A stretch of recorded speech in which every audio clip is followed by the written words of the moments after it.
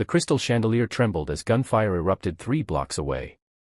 Inside Étoile de Seoul, the city's most exclusive restaurant, silverware clinked against porcelain as if violence belonged to another world entirely. Kim Hyun-soo stepped through the mahogany doors, his tailored black suit absorbing the warm amber light. 2 bodyguards flanked him at a respectful distance, their eyes scanning the room with practiced efficiency. Nadia Anderson's hands froze over the saucepan. Through the kitchen's observation window, she watched him move with the calm authority of a man who commanded fear without ever raising his voice. 7 years dissolved in an instant. The wooden spoon slipped from her fingers, clattering against the marble counter. "Chef Anderson, the reduction is burning," her sous chef whispered urgently. She couldn't move. Couldn't breathe. The man who had disappeared like smoke was now standing 30 feet away, studying the wine list as if he owned the world. Because in many ways, he did. Eli burst through the kitchen doors, his small Superman backpack bouncing against his shoulders. Mom. The nice lady said I could have ice cream after you finish working." Eli, sweetheart, not now. But her son had already spotted Hyun-soo.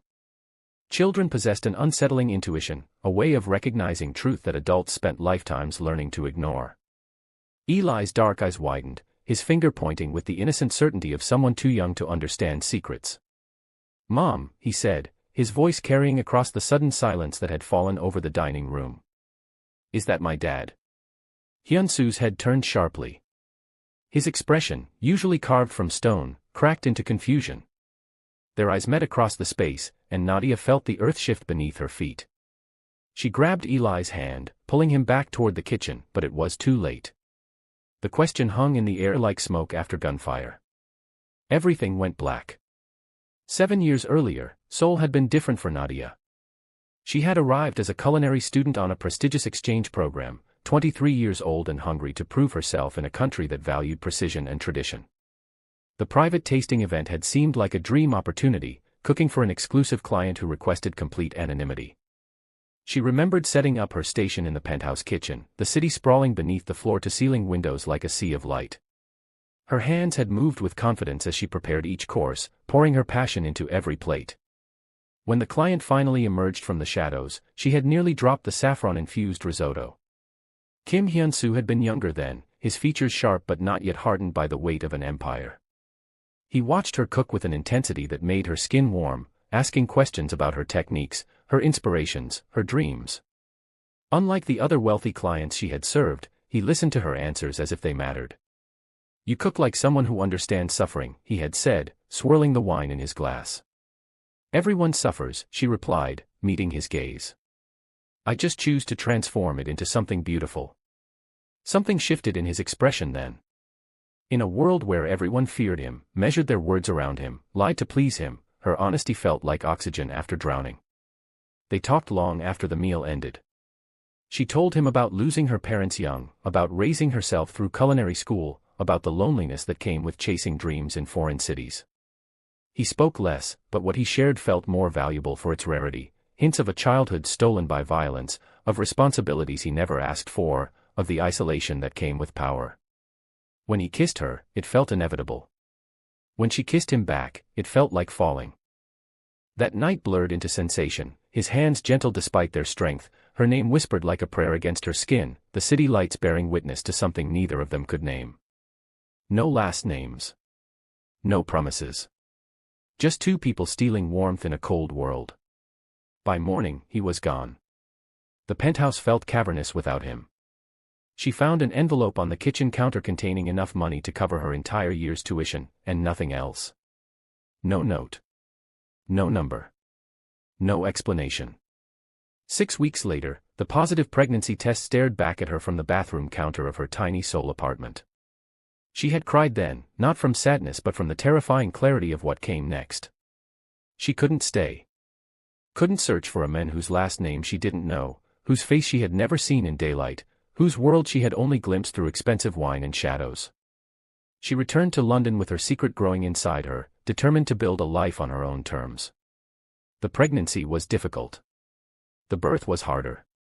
But when they placed Eli in her arms, his dark eyes blinking up at her with innocent trust, she felt a strength she hadn't known existed. She would be enough. She had to be. The years blurred into sleepless nights and early mornings, building her career between feedings and daycare schedules. Her food gained recognition, not despite her struggles but because of them. Every dish carried the weight of sacrifice, the flavor of resilience. By the time Eli turned 6, she had become one of London's rising culinary stars. The invitation to Seoul arrived on a Tuesday. An elite culinary event, expenses paid, the chance to showcase her talent on an international stage.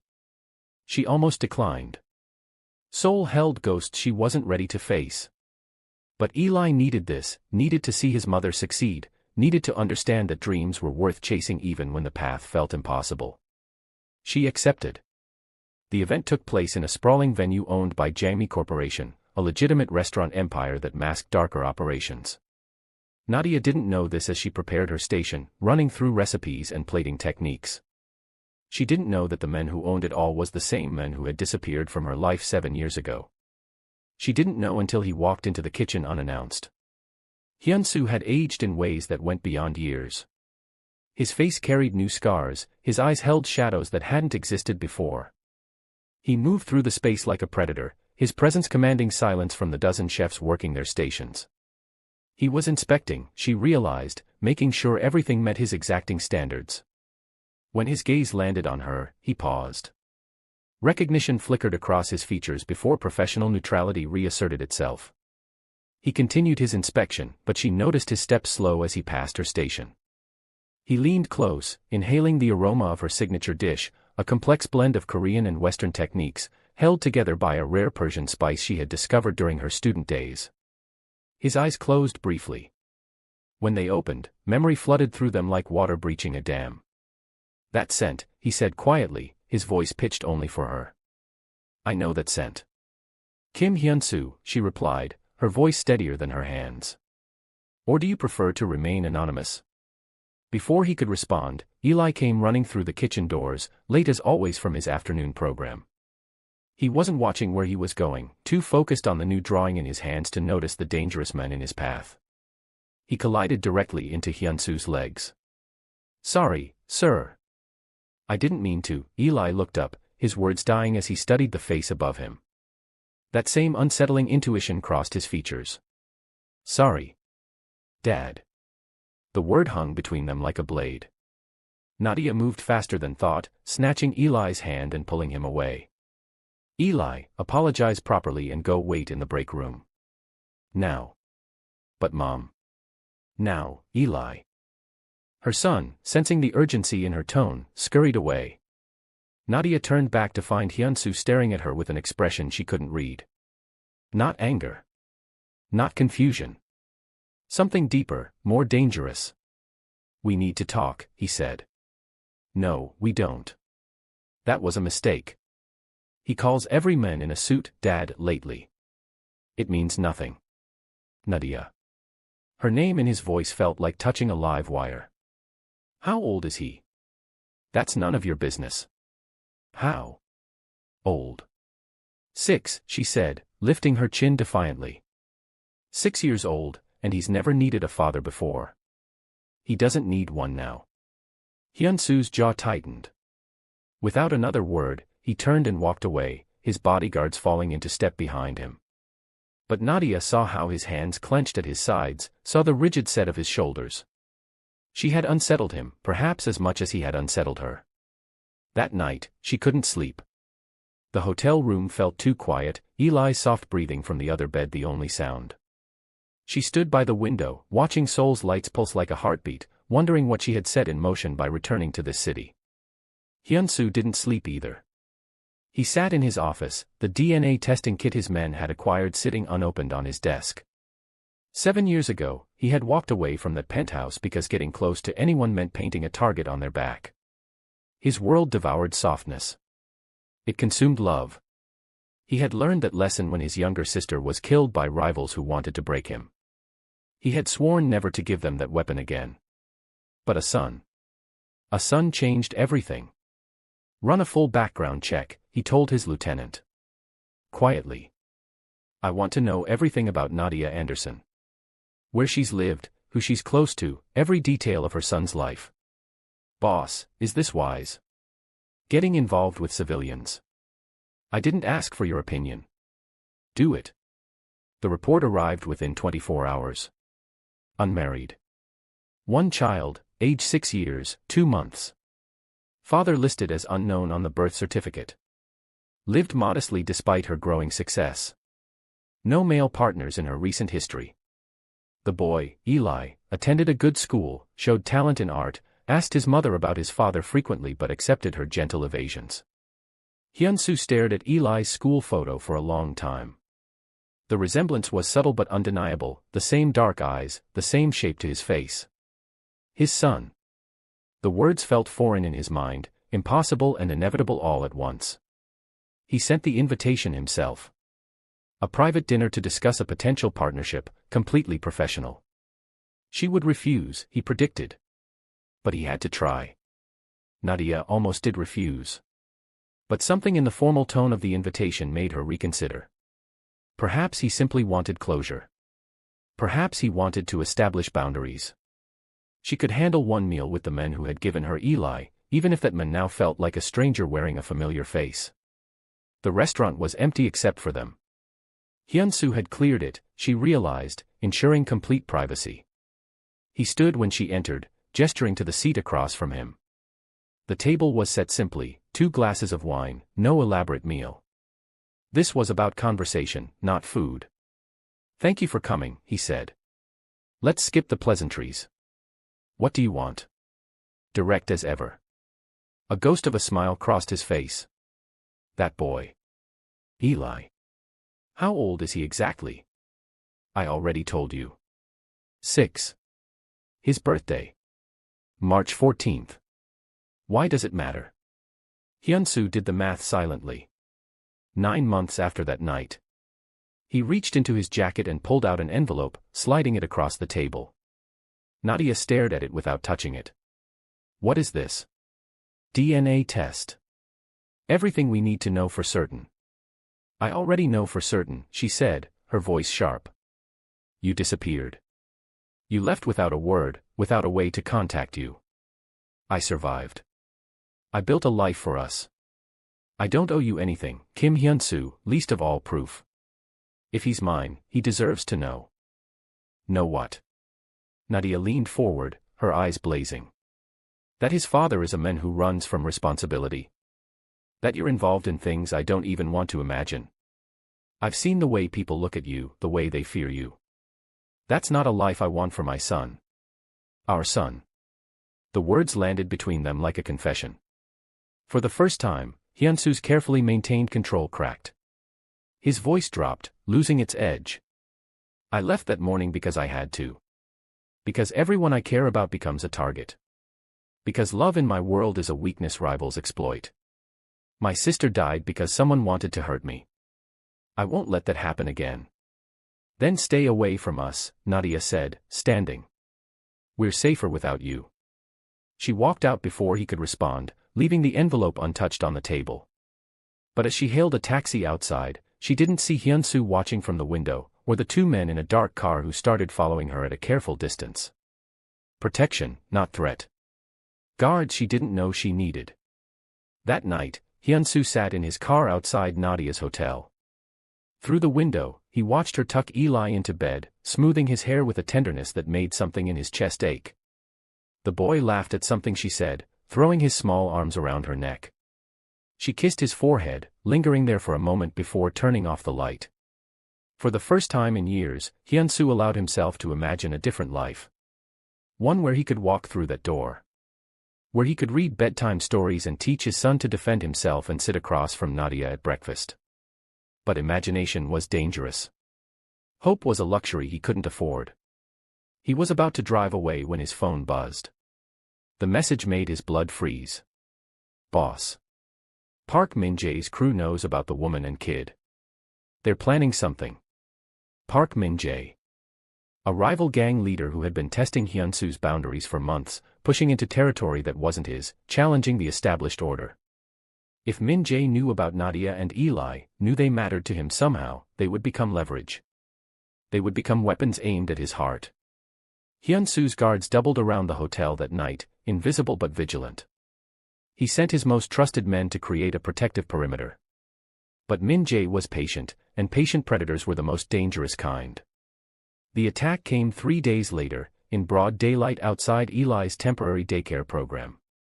Nadia was in a meeting across the city when her phone exploded with messages. Eli's teacher. The program coordinator. Each message more panicked than the last.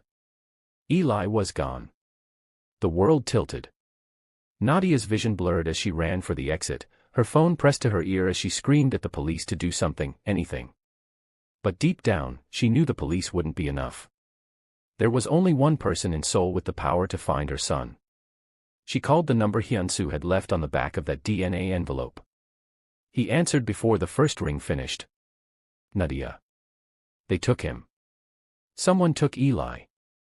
Please, I don't care about our past or your world or anything else. Just find my son. Find our son. The line went silent for 3 seconds. When Hyun-soo spoke again, his voice carried a cold fury that would have terrified her under different circumstances. I know who has him. I'm already moving. Stay by your phone. He hung up. Across Seoul, his entire organization mobilized. Every informant, every contact, every person who owed him favors received the same message: find the child. Now. It took 2 hours.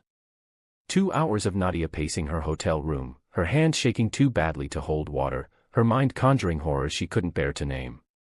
2 hours of Hyun-soo tearing through the city like a storm, his carefully maintained composure shredded by primal fear. They found Eli in an abandoned warehouse on the city's edge.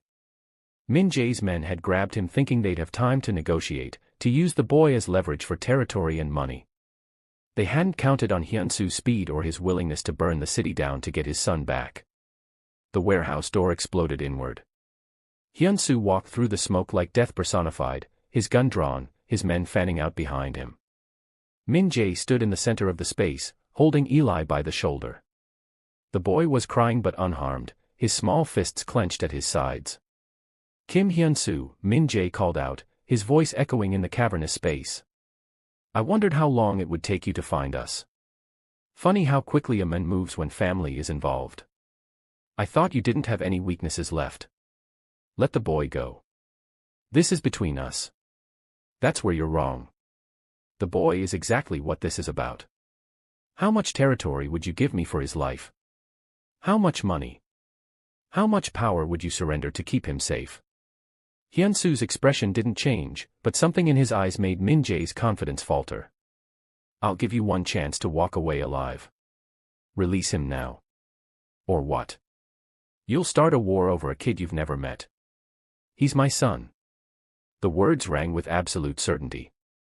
Eli's head snapped up, his tears stopping as he stared at Hyun-soo with wide eyes. Min-jae's grip loosened slightly, surprised by the open admission. That split second was enough. Hyun-soo moved with lethal precision. His first shot hit Min-jae's shoulder, forcing him to release Eli. His men surged forward, engaging Min-jae's guards in a brief, brutal firefight.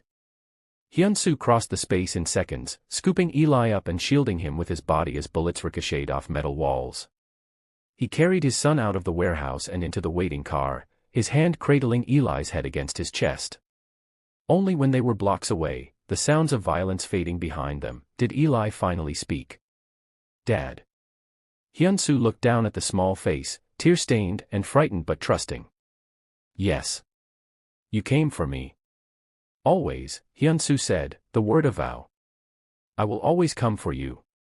Eli wrapped his arms around Hyun-soo's neck and held on tight, and for the first time in 7 years, Kim Hyun-soo allowed himself to cry.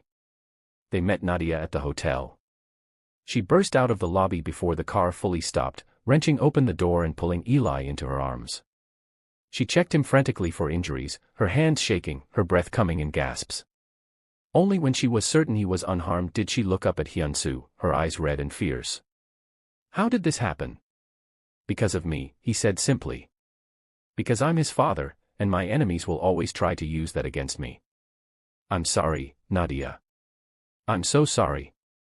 She held Eli tighter, her mind racing. This was the reality she had feared, the reason she had kept her son away from this world. But looking at Hyun-soo, at the blood on his shirt, the exhaustion in his eyes, the way his hands still trembled slightly from adrenaline and fear, she saw something she hadn't expected. Not a monster. A father. What happens now? She asked quietly. You leave Seoul. Tonight if possible. I'll arrange everything, a new place to live, security you won't see but that will always be there, enough money to ensure Eli has everything he needs. You'll be safe, I promise. And you? I stay here. I end this war before it touches you again. I make sure no one ever threatens my family again. We're not your family, Nadia said, but the words lacked conviction. Hyun-soo smiled sadly.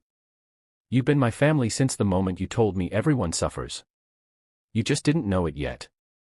The airport was quiet at 3 in the morning.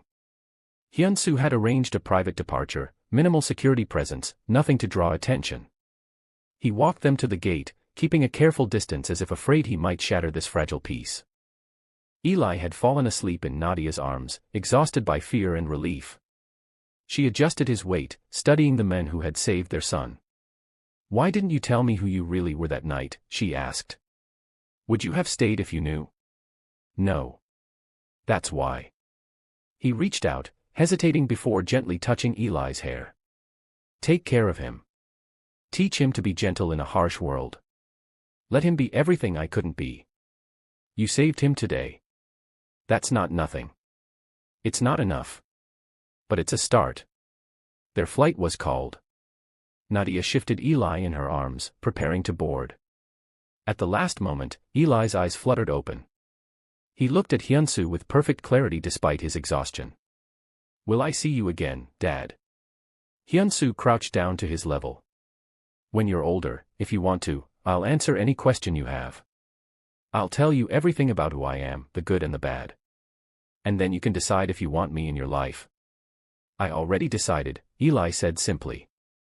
You're my dad. You came when Mom needed you. That's all I need to know. He threw his small arms around Hyun-soo's neck.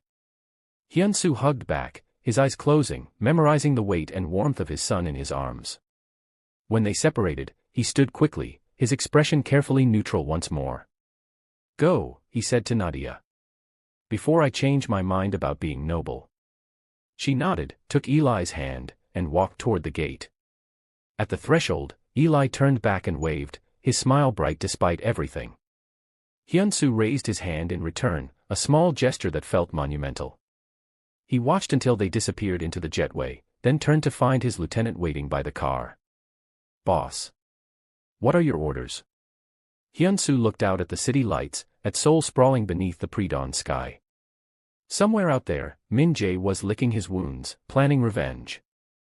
Somewhere out there, other rivals were taking note of his weakness, calculating their moves. The war was far from over. But for the first time in years, Hyun-soo felt something other than emptiness. Nadia had given him peace. Eli had given him purpose. They had given him something worth protecting, worth fighting for, worth becoming better for. Clean the city, he said, his voice hard. No mercy. No exceptions. Anyone who even thinks about touching my family answers to me personally. He slid into the car, his expression settling into the cold mask his enemies feared. But inside, in a place he had thought dead, something warm flickered. Hope. Dangerous, fragile, impossible hope. If you enjoyed this story of unexpected fatherhood and second chances, subscribe for more emotional narratives that will keep you captivated. Leave a comment telling me what you think Hyun-soo should do next, and don't forget to like this video to help others discover stories that touch the heart. The rain began to fall as his car disappeared into Seoul's neon-lit streets, washing the city clean for another dawn.